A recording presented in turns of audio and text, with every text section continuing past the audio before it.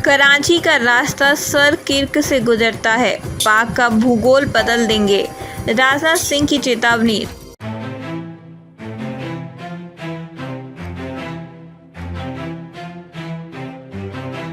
रक्षा मंत्री राजनाथ सिंह ने गुरुवार को चेतावनी दी कि सरकिर्क क्षेत्र में पाकिस्तान के किसी भी दुस्साहस का ऐसा निर्णायक जवाब दिया जाएगा कि इतिहास और भूगोल दोनों बदल जाएंगे।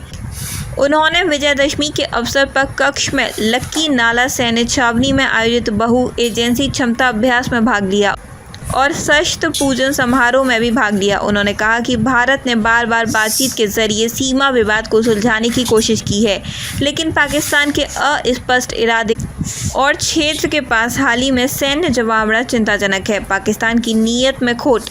एक सैन्य शिविर में जवानों को संबोधित करते हुए सिंह ने कहा कि आज़ादी के 78 साल बाद भी सरकिर्क इलाके में सीमा विवाद को हवा दी जा रही है। भारत ने बातचीत के जरिए इसे सुलझाने की कई कोशिशें की हैं, लेकिन पाकिस्तान की नीयत में खोट है, उसकी नीयत साफ नहीं है।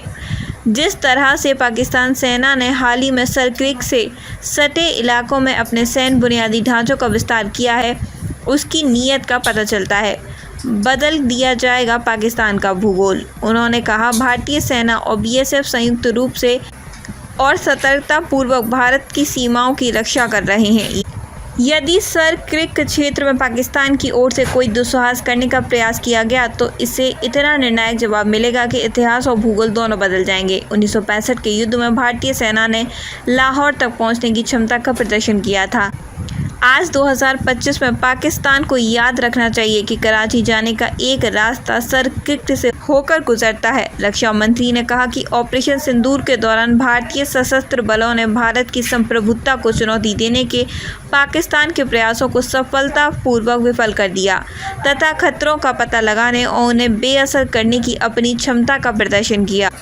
उन्होंने इस बात पर भी जोर दिया कि यद्यपि इस अभियान में सभी सैन्य उद्देश्य पूरे हो गए, इसका लक्ष्य आतंकवाद था और भारत ऐसे खतरों के विरुद्ध अपनी लड़ाई जारी रखेगा। हमारे पास किसी भी देश को हराने की क्षमता। उन्होंने कहा, ऑपरेशन सिंदूर के दौरान हमारे सशस्त्र बलों ने दिखाया कि भारत की संप्रभुता को चुनौती देने वाली ताकतें चाहे वे कहीं भी छुपी हों, हमारे पास उन्हें ढूंढने और उनका सफाया करने की शक्ति है।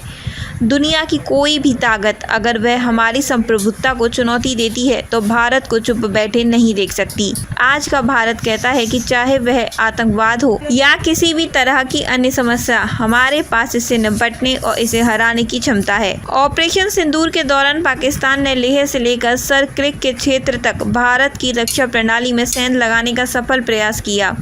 उन्होंने कहा, भारत के सशस्त्र बलों ने पाकिस्तानी वायु रक्षा प्रणाली को पूरी तरह से बेनकाब कर दिया और दुनिया को ये संदेश दिया कि भारत के सशस्त्र बल जब चाहें, जहां चाहें, जैसे चाहें पाकिस्तान को भारी नुकसान पहुंचा सकते हैं।